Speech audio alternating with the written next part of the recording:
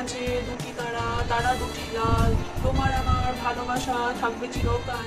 বৌদি শুভ সকাল, তুমি কি করছো?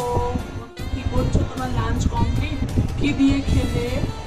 আজকে কি কি রান্না হলো তোমার বাড়িতে? আমাকে একটু বলো, আমি কি খেয়ে নেব? ও পূজা, কি করছো? করছো তুমি?